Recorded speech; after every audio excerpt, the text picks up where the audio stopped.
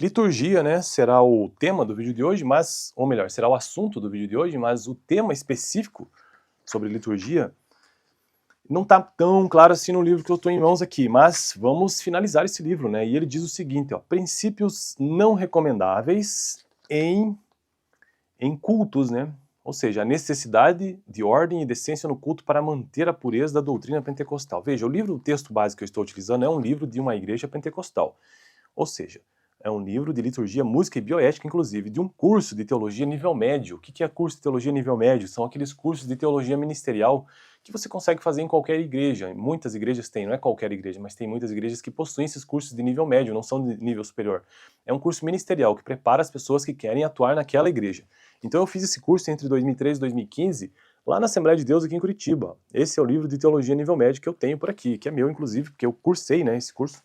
E aí estou gravando em pleno 2025 aqui no canal porque eu gosto de teologia, não fiz a faculdade de teologia ainda, né? Mas aí como forma de revisão, eu tenho esses livros e estou gravando aqui para o canal por simples curiosidade e por simples vontade de revisitar esses conteúdos de teologia. Então o texto de hoje aqui trata, né, como eu já disse, a necessidade de ordem e decência no culto para manter a pureza da doutrina pentecostal. Veja, por isso que aqui você percebe que o final do texto fala sobre pureza de doutrina pentecostal, porque é um livro, como eu já disse, ministerial, da Assembleia, e é uma igreja pentecostal.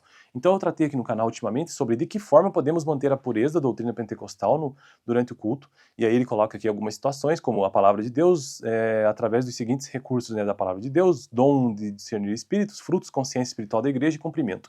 Segundo ponto, de que forma podemos identificar as falsas profecias? Eu já gravei vídeo aqui no canal. Então, quanto à origem, quanto ao motivo, com relação às suas características e às suas consequências.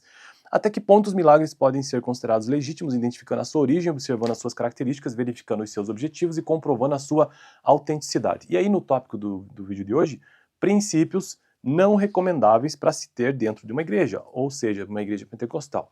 O obreiro tem o dever de orientar a igreja que está sob os seus cuidados para que cada um ofereça a Deus abre aspas, culto racional e com entendimento, evitando que os misticismos ou o misticismo e distorções semelhantes tão advertidas pelas escrituras venham fazer parte da liturgia regular dos cultos assembleianos. Princípios não recomendáveis. Primeiro, não se deve ter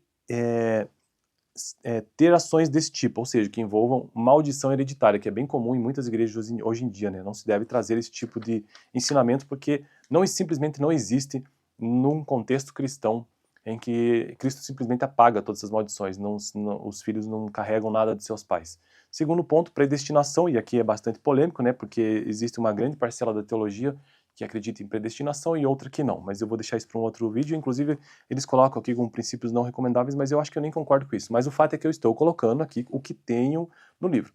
Teologia da prosperidade também é algo não recomendável para uma igreja que queira ser saudável, e aqui eu concordo, inclusive, porque teologia da prosperidade faz uma proximidade muito grande com negócios, né, cara, com negócios que não tem a ver com fé propriamente dito, e sim com negociação com Deus, o famoso barganhar com Deus. Isso aqui o fundamento da teologia da prosperidade é isso, né? Poder barganhar com Deus, e com Deus não se barganha. Então também é algo que é recomendável não se colocar em igrejas ou então liturgias, né? E neopentecostalismo, que é uma vertente, na verdade, aí do pentecostalismo, que envolve todas essas questões que eu acabei de mencionar aqui, ou seja, tem teologia da prosperidade, predestinação, nem tanto, e tem maldição hereditária, entre outras coisas e muito estranhas para quem frequenta a igreja. Eu não frequento a igreja há muitos anos, desde 2015, mas acho interessante discutir essas coisas por aqui. Então, é isso, né, o assunto de hoje. Princípios não recomendáveis para uma igreja saudável. Não ter maldição hereditária, não acreditar em predestinação, teologia da prosperidade e neopentecostalismo. Aqui eu fico só se eu tivesse que eu mesmo retirar dessa lista aqui, eu apenas retiraria a predestinação, porque isso de fato dá muita margem, né? Tanto para quem defende como para quem não defende. Eu acho que não há um consenso exato sobre isso, né? Dependendo da igreja. Mas aqui no caso estamos falando da Assembleia, aqui em Curitiba no caso, né? Estou construindo uma playlist nesse canal sobre liturgia, e o que é que significa liturgia? Nada mais é do que a organização de ritos, ou então de rituais em contexto religioso. Na verdade, liturgia em si, a própria palavra, você pode utilizar em qualquer tipo de cerimônia, né? Até mesmo para outras situações como cargos. Você já deve ter ouvido assim, qual que é a liturgia do cargo, ou seja, quais são os comportamentos ou quais são os atos ou o que precisa ser feito, precisa ser seguido para que aquele cargo seja efetivado. Da mesma forma, acontece em cerimônias religiosas, nesse caso. Cerimônias de modo geral, mas estou falando de cerimônias religiosas. Qual é a liturgia? O que deve ser feito? Qual é o passo a passo para que aquela organização daquele evento religioso seja... para que aquele evento religioso aconteça. É basicamente isso. Liturgia é a organização do culto, né, de forma geral. Eu fico por aqui então. O livro texto básico que eu utilizo é o livro de teologia nível médio, ou seja, teologia ministerial da Assembleia de Deus aqui em Curitiba, que eu frequentei por muitos anos aqui em Curitiba, 2009 até 2015, 2016, e também fiz esse curso, né, de teologia nível médio deles, entre 2013 e 2015. E eu fico por aqui. Valeu. Deixa eu ver qual que é o tema do próximo vídeo. Cerimônias. Esse será o próximo tema. Valeu.